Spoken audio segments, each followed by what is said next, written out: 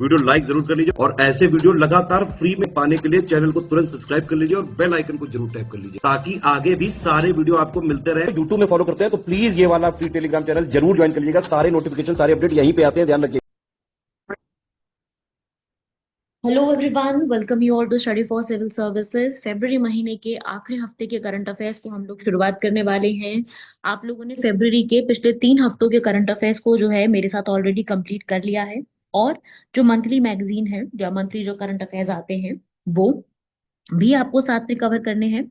और अगर आपको इसमें से किसी भी बच्चे को इसकी पीडीएफ चाहिए हो तो वो दिए गए नंबर्स पे कॉल कर सकता है। ये नंबर्स पे कॉल करके आपको जितनी भी इंफॉर्मेशन चाहिए वो सारी यहाँ पे मिल जाएगी। और हमारे पेड ग्रुप्स ज्वाइन करिए और टेलीग्राम चैनल भी ज्वाइन कीजिए, क्योंकि आपको जितनी इंफॉर्मेशन और जितने एमसीक्यूज और जितना भी यूपी पीसीएस का करंट अफेयर्स वहां मिलेगा और कहीं नहीं मिलेगा। इसलिए अगर आप भी कोई भी बच्चे यूपी पीसीएस की तैयारी कर रहे हो, ईपीएफओ की तैयारी कर रहे हो, तो हमारे ग्रुप्स ज्वाइन कर सकते हो। पेड ग्रुप्स है। ये वाली वीडियो आपके लिए फ्री है, लेकिन इसकी जो पीडीएफ है वो पेड है। तो उसके लिए आप हमारे ग्रुप्स ज्वाइन करो ताकि आपको करंट अफेयर की कोई चिंता करने की जरूरत ना पड़े। और साथ ही साथ और चीजों की भी, क्योंकि content study for civil services का दी बेस्ट है, ये बात हर एक बच्चा यूट्यूब पर जानता है। चलिए शुरुआत करते हैं हमारे करंट अफेयर्स की। तो सबसे पहला क्वेश्चन है, क्योंकि इस टॉपिक से जुड़ा हुआ मैं आपको एक चीज पढ़ाऊंगी, तो उसी से जुड़ा हुआ एक करंट अफेयर है जो कि बिम्स्टेक के ऊपर है। आप सभी लोग जानते हैं बिम्स्टेक एक हमारी फोरम है ना। आईआर आपने पढ़ा है तो आप ये जानते हो। बिम्स्टेक पहले तो उसकी फुल फॉर्म बताइए। BIMSTEC। पहले पता है इसकी फुल फॉर्म हुआ करती थी बी से बांग्लादेश, आई से अपना प्यारा भारत, एम से म्यांमार, एस से श्रीलंका और टी से थाईलैंड और ईसी से इकोनॉमिक कोऑपरेशन, आर्थिक सहयोग। फिर बाद में इसको चेंज कर दिया, इसका बे ऑफ बंगाल कर दिया गया। तो फुल फॉर्म आप सामने लिखी ही हुई है, यहाँ पे आप इजीली पढ़ सकते हो। Bay of Bengal initiative for multi sectoral technical and economic cooperation, बहुक्षेत्रीय तकनीकी और आर्थिक सहयोग के लिए बंगाल की खाड़ी पहल। तो ये जो एक संगठन है पूरा बिम्स्टेक, ये कैसा बना हुआ है, तो क्या ये इसी के ऊपर सवाल है। ये 7 मेंबर स्टेट से मिलके बना है। 1997 में इसको बनाया गया था। 1997 में बनाया था। उप क्षेत्रीय संगठन बैंकॉक घोषणा के बाद ही अस्तित्व में आया था, बिल्कुल सही लिखा हुआ है। और सारी की सारी बे ऑफ बंगाल कंट्रीज का हिस्सा है, सारी कंट्रीज तो नहीं है, इसलिए यहाँ पे जो इसकी सेकंड स्टेटमेंट है वो गलत हो जाएगी। ठीक है, बाकी सही लिखा हुआ है इसके अंदर। ठीक है,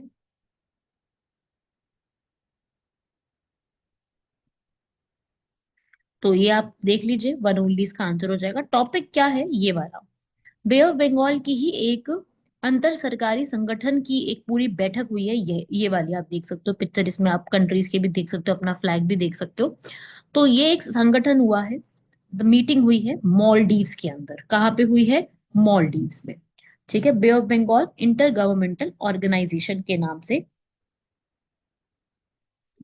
तो ये एक इम्पॉर्टेंट न्यूज में चल रहा था, तो कि जितने भी बे ऑफ बंगाल की, बंगाल की खाड़ी में जितने भी एरिया आते हैं उनको चीजों को संभालने के लिए, और अब ये इसकी जो पूरी चेयरमैनशिप है ना वो इंडिया के हाथ में आ गई है, इसलिए ये टॉपिक बड़ा न्यूज में आ रहा था। बांग्लादेश के पास हुआ करती थी, अब बांग्लादेश से हमने ले ली है। असल में इसका जो पूरा मीटिंग हुई थी ना वो माले हुई थी। माले जगह का नाम है। ठीक है, माले मालदीव्स की कैपिटल भी है। तो वहां से हमने ये चीज ली है, और हमारी तरफ से भी वहां पे लोग पहुंचे थे, और उन्होंने पूरा जो है यहाँ पर मैनेजमेंट ट्रेनिंग और सारी चीजों के बारे में किया है। जहाँ यहाँ पे बेसिकली क्या क्या जाएगा, इस पूरे में ये देखा जाएगा कि हमारे देश में, हमारे पूरे मतलब हर जगह पर हमारा मतलब फिशरी और फूड और ये सब चीजों पे ध्यान देने के काम किए जाएंगे। ठीक है भाई, तो ये था छोटा सा टॉपिक था। अगला बढ़ते हैं, इसके बाद ये वाला एक मैंने क्वेश्चन पूछा है अयस्क से। क्यों? क्योंकि टॉपिक भी ऐसा ही खनिजों के बारे में है, तो खनिज और अयस्क आपस में जुड़े हुए हैं, इसलिए ही ये वाला टॉपिक जो है वो मैंने पूछा है।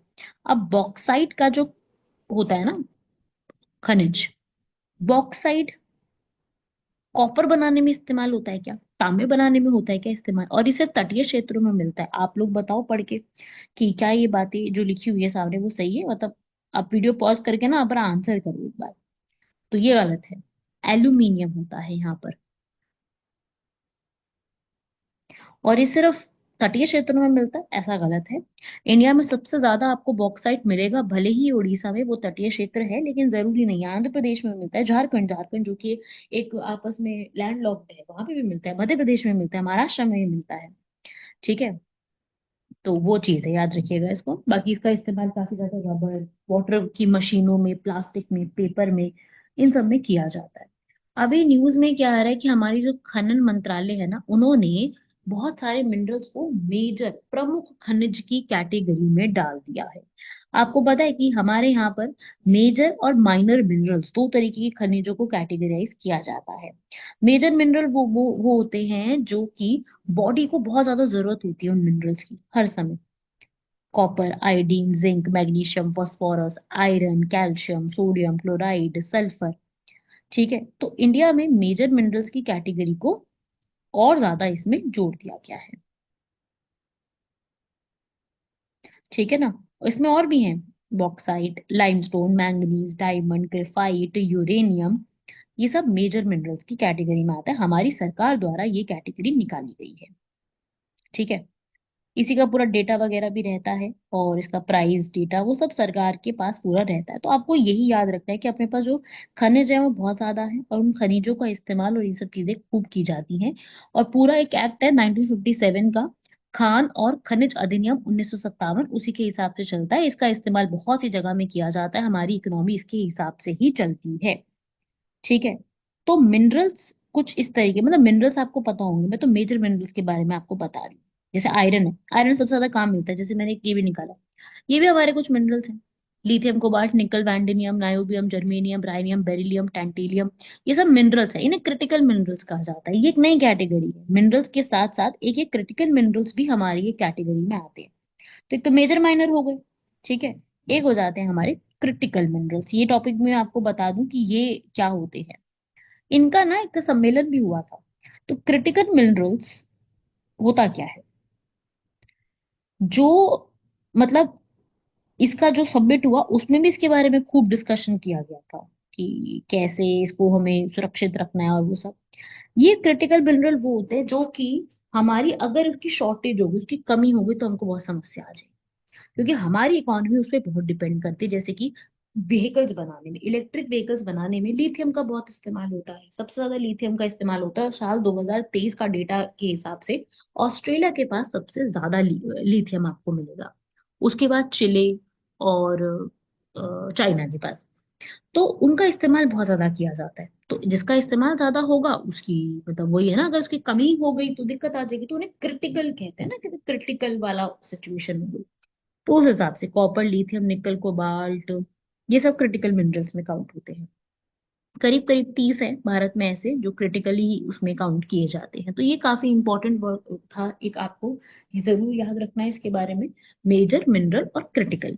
सरकार द्वारा क्रिटिकल मिनरल का एक मिशन भी चलाया जा रहा है, ताकि हम इनको बचा सके और इनको कंजर्व करके रख सके। और मैंने पूरी लिस्ट आपके सामने रख दी कि हम ये कहाँ कहाँ से मंगवाते हैं, क्योंकि हमारे पास उस चीज की कमी है।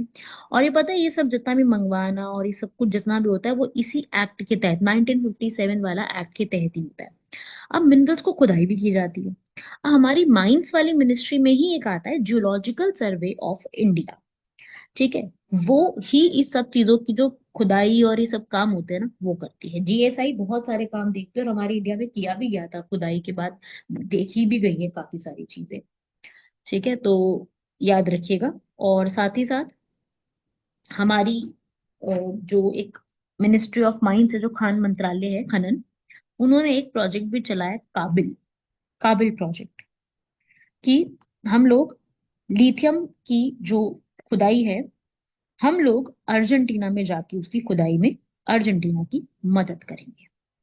ठीक है, तो इस तरीके से क्रिटिकल मिनरल्स का याद रखिए। चलिए बढ़ते हैं हमारे अगले आर्टिकल की तरफ। भवानी नदी, ये न्यूज में चल रही थी। तो भवानी नदी का उद्गम स्थल क्या है? तो भवानी रिवर इंपॉर्टेंट है। तो कहाँ बहती है, और ये कहाँ से शुरू होती है, और कौन कहाँ को जाके बहती है, कौन सी नदी में बहती है? मतलब कौन से इलाके में पूरा बहती है, तो ये हमारे लिए जरूरी है। ठीक है, अब ये है आपके सामने क्वेश्चन, मैं आपको टॉपिक भी बता देती हूँ पहले। ये पता चला है कि भवानी नदी का पानी जो है ना, वो पॉल्यूशन के कारण काफी गंदा होता जा रहा है, और वो आप जो है उसको पीने के रूप में इस्तेमाल नहीं कर सकते हो। तो ये टॉपिक न्यूज में चल रहा था। ठीक है, वैसे इसका आंसर आप बताओ। इसका आंसर रहेगा नीलगिरी। ठीक है, तमिलनाडु में बहती है, वेस्टर्न घाट्स में है। और वहां पे एक पहले मैं बता देती हूँ, केरला से निकलती है। मैं इसका मैप दिखा देती हूँ, ये रहा। मैप देखोगे, ये रही नदी बह रही है बीच में से, ये वाली देख रहे हो, भवानी सागर। ये रही, यहाँ से निकलती है। ये है नीलगिरी, नीलगिरी की पहाड़ियां जो कि पश्चिमी घाट पे पड़ती है। और उसके बाद ये वाली जो है, ये केरला में ही बह रही है। केरला में एक जगह है साइलेंट वैली नेशनल पार्क, ये फिर वहां चली जाती है, और वहां से तमिलनाडु चली जाती है। ठीक है, बाकी जो इसमें ऑप्शन दिए आप जानते ही होंगे, विंध्या, त्र्यंबकेश्वर, महाबलेश्वर। महाबलेश्वर भी आपने जरूर सुना होगा, गोदावरी नदी का उद्गम स्थल है ना। तो वो ये वही जगह है। तो भवानी नदी यहाँ पे आप पढ़ सकते हो, तमिलनाडु के नीलगिरी, कोयम्बटूर और इरोड से बहते हुए ये पूरा जाके मिल जाती है बंगाल की खाड़ी में। ठीक है ना। ये एक तरीके से आप कह सकते हो कावेरी नदी की ही एक ट्रिब्यूटरी है। केरला और तमिलनाडु के इंपॉर्टेंट है नदी, ये वाली कावेरी नदी को जाके मिल जाएगी। भवानी सागर डैम इसी के ऊपर बना हुआ है, काफी इंपॉर्टेंट है। और इसी पे एक भवानी संगमेश्वर टेम्पल भी बना हुआ है। वैसे कावेरी नदी की बात करूँ तो उसमें और भी नदी आके मिलती है, अमरावती, नोयल, शीमशा, हेमवती, अर्कावती, काफी सारी नदियां आके मिलती है। ठीक है, लेकिन भवानी नदी अपने आप में न्यूज में थी कि भाई यहाँ पर ये बोला गया कि तमिलनाडु की ये नदी, पानी इसका पीने के लिए सेफ नहीं है। ठीक है, और अगर आपसे पूछता है भवानी की भी ट्रिब्यूटरी बता दो, ठीक है, तो भवानी की भी जो होती है ना सहायक नदियां, वो बताओ, तो आप बताओगे वारागर। कौन सी? वारागर। ये भी सवाल आ सकता है। कौन सा टेम्पल है, ये भी पूछा जा सकता है। डैम कौन सा है, कौन से नेशनल पार्क में जाके बहती है। ठीक है, और सबसे बड़ी बात, इस रिवर का 90% जो पानी है ना, वो एग्रीकल्चर, इरिगेशन जो होती है ना, सिंचाई, उसके लिए इस्तेमाल किया जाता है। 90% पानी। चलिए आगे बढ़ते हैं। अगला, अरे ये तो मेरा फेवरेट टॉपिक है, olive Ridley turtles, olive Ridley कछुए। ये आपने जरूर पढ़ा होगा, आपने इसके बारे में जरूर कभी ना कभी सुना होगा। चलो मैं पिक्चर दिखा देती हूँ पहले। कुछ इस प्रकार की ऑलिव रिडले टर्टल दिखती हैं, उड़ीसा में ये हमें देखने को मिलेगी। अभी क्या है ना कि ऑलिव रिडले टर्टल जो है ना, वो यहाँ पर जितने भी वन्य जीव प्रेमी है, वो यहाँ पर आकर के ऑलिव रिडले टर्टल्स की जो मास नेस्टिंग होती है, मास नेस्टिंग का मतलब उसको एक तरीके से जो होते हैं ना, मतलब आप एक तरीके का घोंसला बनाना है अपना, सामूहिक तरीके से वो बनाने के लिए पहुंचे हैं। 2 साल के बाद ऐसा मंजर जो है वो देखने को मिल रहा है। तो ऑलिव रिडले टर्टल्स के बारे में डिटेल में कवर करते हैं। इसके अलावा आपको कुछ भी पढ़ने की जरूरत नहीं पड़ेगी, जो क्लास में मैं कराऊंगी केवल उतना ही पढ़िएगा।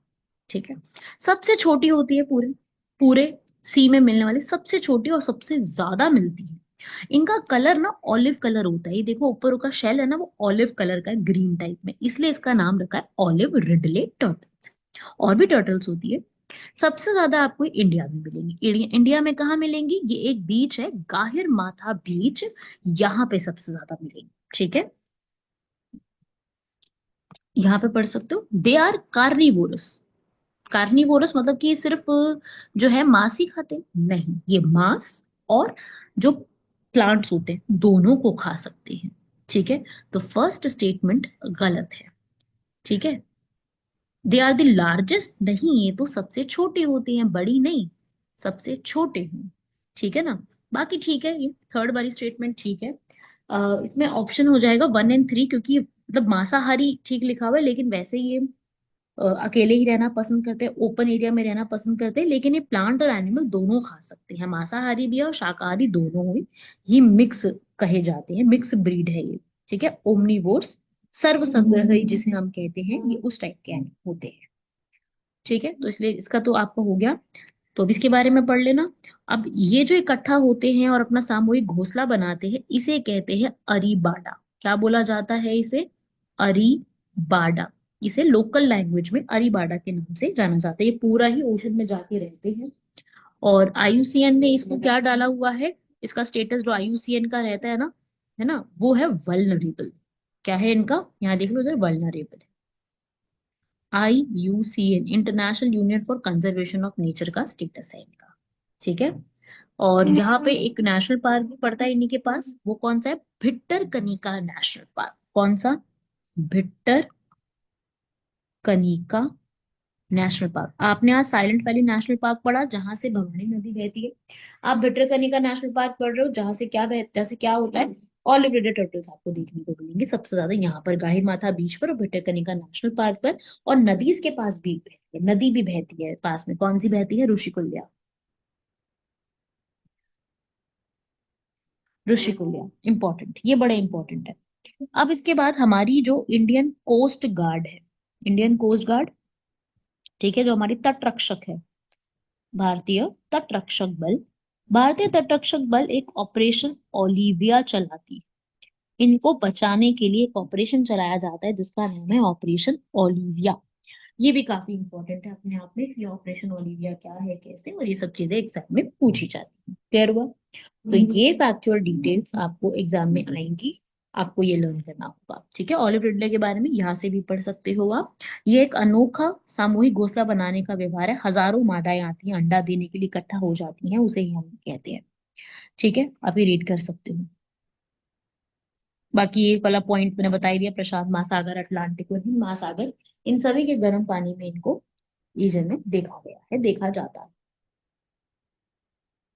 ठीक है भाई। So these are the question जो कि एग्जाम में सीधे पूछे जाते हैं। राइट। ऑलिव रिडले हो गया, काफी क्वेश्चन आ जाता है, एमसीक्यूज इस पे बन जाते हैं।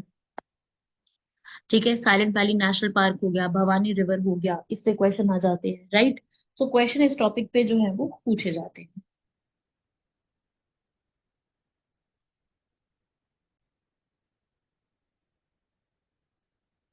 चलिए अगला बढ़ते हैं इसके बाद। घड़ियाल, जैसे आपने ऑलिव रिडले पढ़ी, ऐसे ही एक और हमें प्रजाति के बारे में पढ़ना है, वो है घड़ियाल। पहले मैं आपको पिक्चर दिखा देती हूँ। ये कुछ इस तरीके के घड़ियाल। अभी हुआ क्या कि मध्य प्रदेश के जो मुख्यमंत्री हैं मोहन यादव, उन्होंने मुरैना में राष्ट्रीय चंबल घड़ियाल अभयारण्य में चंबल नदी में 10 घड़ियालों को छोड़ा है, जिसके कारण पूरा जो घड़ियाल का टॉपिक है वो फिर से न्यूज में आ गया है। तो इसीलिए हम लोगों को घड़ियाल्स के बारे में पता होना चाहिए कि ये पूरे होते क्या हैं। और ये मतलब बहुत ही लंबे क्रोकोडाइल की ही एक स्पीशीज है। घड़ियाल का मतलब होता है घड़ा, है ना, वहां से आया है। ये थोड़ा एक तरीके से लगते हैं वैसे। आपको ये बांग्लादेश, भूटान, इंडिया, म्यांमार, नेपाल, पाकिस्तान की नदियों में देखने को मिल जाएंगे। और ये भारत में जो है आपको कौन सी नदी में मिलेंगे सबसे ज्यादा, आपको सबसे बड़ी पॉपुलेशन इनकी कुछ जगह पे मिलती है, जैसे कि चंबल नदी, गिरवा नदी। ठीक है, भारत की ये दोनों। और सबसे ज्यादा यूपी, एमपी और राजस्थान में आपको देखने को मिलेंगे। ठीक है, कहाँ पर, इन 3 जगह पे पूछा जाता है। उसके बाद ये जो तीसरी स्टेटमेंट लिखी है, आईयूसीएन द्वारा इसको क्रिटिकली एंडेंजर्ड मतलब गंभीर रूप से संकटग्रस्त रूप में वर्गीकृत किया गया, बिल्कुल सही लिखा हुआ है, यही है। ठीक है। उसके बाद हाँ, ये सेकंड वाली बात जो है वो सही है, घड़ियाल क्योंकि साफ सुथरे पानी में ही रहते हैं, तो अगर अगर वो वहां रहते हैं, उनकी आबादी ज्यादा है, तो बिल्कुल सही लिखा हुआ है सेकंड वाला। फर्स्ट गलत है। अभी मैंने आपको बताया कि ये केवल चंबल नदी में मिलते हैं, ऐसा गलत है। ये आप लोगों को गिरवा नदी में भी भारत के अंदर देखने को मिलेंगे। और अगर भारत से बाहर बात करूं तो नेपाल की राप्ती नदी में सबसे ज्यादा मिलेंगे। तो इस प्रकार से याद रखिएगा, है ना, मजेदार है ना। ये वाला देख लो आप। मध्य प्रदेश के पास 80% से ज्यादा भारत के घड़ियाल की आबादी रहती है, इसीलिए इसे घड़ियाल राज्य बोला जाता है। इसका साइंटिफिक अगर वैज्ञानिक नाम भी पूछा जाता है तो वो भी याद कर सकते हो। और इन्हीं को प्रोटेक्ट करने के लिए भारत द्वारा नेशनल चंबल सेंचुरी भी बनाई गई। ठीक है, जहां पर राजस्थान, मध्य प्रदेश और उत्तर प्रदेश का एक मिलता है, एक त्रिकोण बनता है वहां पर। ठीक है, चंबल नदी जो कि सबसे साफ नदियों में गिनी जाती है, जहां पर आपको और भी जो है चीजें देखने को मिल जाएंगी, और भी वहां पर आपको बर्ड वगैरह मिल जाएंगी आसानी से। तो ये है घड़ियाल। पता है आपको हमारे भारत के अंदर ना 3 स्पीशीज मिलती हैं क्रोकोडाइल की, 3 स्पीशीज हैं। ठीक है, मैं आपको बता देती हूँ, आपको बड़ा मजेदार और अच्छा लगेगा ये याद करना। एक तो है घड़ियाल, मैं इंग्लिश में लिख रही हूँ पर हिंदी में बोल रही हूँ तो आपको समझ में आ जाएगा। एक है मगर, और एक है खारा पानी में मिलने वाली सॉल्ट वाटर क्रोकोडाइल। तीन प्रकार की हैं।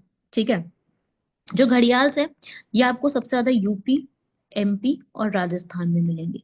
ये आपको पूरे भारत में मिलेंगे, ये सारे मिलेंगे आपको, और ये मिलेंगे आपको सबसे ज्यादा उड़ीसा के अंदर और अंडमान निकोबार में। ठीक है,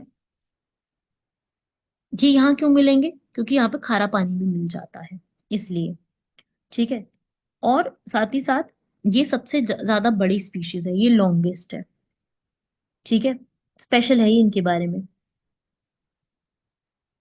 और ये वी शेप के होते हैं, और ये यू शेप के। ये इनके बारे में खास बातें हैं। ठीक है,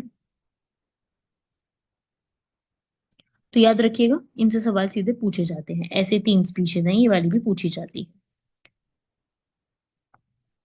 बढ़ते हैं हमारे अगला, नासा का पंच मिशन। अभी नासा ने अपना एक पंच मिशन शुरुआत करी है, तो उसी पे मैंने सवाल भी पूछ लिया है आप लोगों को। नासा है, दिमाग में रखना है, इसरो नासा सवाल पूछे जाते हैं अच्छे खासे। नासा का पंच मिशन किसके लिए बनाया गया है? ये पूरी तरीके से मिशन जो है सन के अराउंड है, सन को पूरा स्टडी करने के लिए, सन के लिए। ठीक है ना।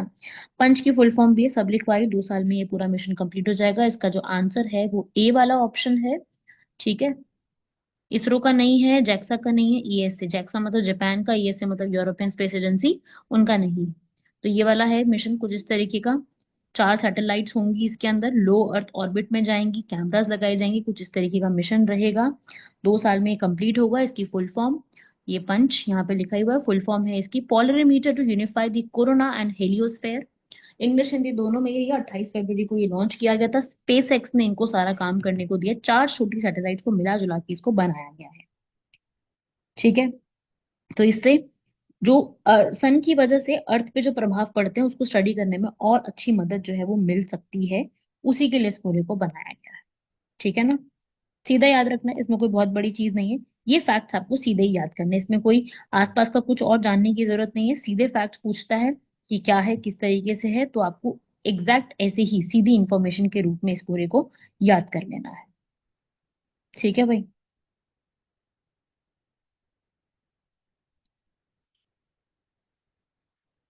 चलिए बढ़ते हैं अगले। कोस्ट गार्ड के ऊपर क्वेश्चन है, क्योंकि इंडियन कोस्ट गार्ड ने जो है 115 समुद्री लुटेरों को पकड़ा है, और नशीली दवाओं को बहुत ज्यादा जो है वो एक पूरा बताया गया कि जब्त भी किया है। तो उसी के ऊपर मैंने एक क्वेश्चन पूछा है। Indian coast guard, Indian coast guard रक्षा मंत्रालय के अंतर्गत काम करती है, बिल्कुल सही। समुद्र के कानून के लिए काम करती है, बिल्कुल सही। मैंने बताया था ना अभी आपको, हाल फिलहाल में इन्होंने ऑपरेशन ओलिविया करा है, ऑलिव रिडले कछुओं को बचाने के लिए। और प्रदूषण के ऊपर भी सुरक्षा देखती है, बिल्कुल सही लिखा हुआ है, दोनों यहाँ पर सही लिखी हुई है। हमारी कोस्ट गार्ड इस तरीके के कामों के लिए सबसे ज्यादा जानी जाती है, और यही काम जो है वो करती है। अब सवाल यह आता है कि ये इंडियन कोस्ट गार्ड और क्या क्या काम कर सकती है, या ये और क्या क्या देखती है। तो इंडियन कोस्ट गार्ड पूरे साल भर काम देखती है, बहुत बढ़िया तरीके से काम देखती है, सारे रेस्क्यू ऑपरेशंस भी ये करती है। 1977 में इसको पास किया गया था, 78 में जाके बनी है, ये पूरी तैयार हुई है। वयम रक्षाम इसका मोटो है। ठीक है भाई, और हेडक्वार्टर्स इसके दिल्ली में बने हुए हैं। खूब बोट्स, प्लेन्स और सब कुछ इनके पास आपको उपलब्ध देखने को मिलेगा। ठीक है, तो ये आप देख सकते हो कुछ इस प्रकार से, ready, relevant, responsive. Regular patrolling करती है, पेट्रोलिंग का मतलब कि पूरा जांच पड़ताल करना, घूमना इधर उधर। ऑफ शोर में भी जाती है, ऑन शोर भी जाती है, नदी के किनारे, नदी के आसपास, दोनों ईस्ट वेस्ट दोनों साइड में जाती है, ताकि नजर रखी जा सके और समुद्री लुटेरों को अब से अपने आप को बचाया जा सके। ये वाली स्टेटमेंट एग्जाम में बन सकती है, ये वाली। Independent armed force of India dedicated to maritime security, एक स्वतंत्र सशस्त्र बल है, समुद्री सुरक्षा के लिए भारत में समर्पित है। समुद्र से व्यापार कौन कौन से रास्तों से होगा वो भी यही देखती है। समुद्र के रास्ते से आपको पता है कि भारत के अंदर बहुत ज्यादा चीजें हुई है ना। समुद्र के रास्ते से ही ऐसा जो है वो बताया जाता है कि 26/11 का अटैक भी हुआ था। तब से हमारी नेवी और हमारी कोस्ट गार्ड दोनों मिलकर इस चीज को तत्पर रूप से काम कर रहे हैं कि कुछ भी गड़बड़ कहीं से भी ना हो। हर चीज का पूरा जांच पड़ताल की जाती है, उसको जब भी अंदर एंटर करवाया जाता है। ठीक है, तो वो पूरी चीजें देखी जाती हैं। इसी के कारण ये, इसी का एक अधिनियम चलता आ रहा है, 1978 में आया था, तट रक्षक अधिनियम। ठीक है, कोस्ट गार्ड एक्ट 1970, जिसके तहत ये सारा काम देखा जा रहा है। ओके, तो ये थे हमारे इंपॉर्टेंट सारे करंट अफेयर्स। आपने पंच मिशन बहुत इंपॉर्टेंट है, यूपीपीसीएस, ईपीएफओ, अपकमिंग एग्जाम जो भी प्रिपेयर कर रहे हैं, क्योंकि ईपीएफओ का नोटिफिकेशन अब तक आया नहीं है कि एग्जाम होगा कब। जैसे ही नोटिफिकेशन आएगा आपको बताया जाएगा, तो उसके लिए ये इंपॉर्टेंट है सारा कुछ, क्योंकि अभी नोटिफिकेशन, ठीक है, आया नहीं है पूरी तरीके से। तो जब भी आ जाएगा तो ये सारी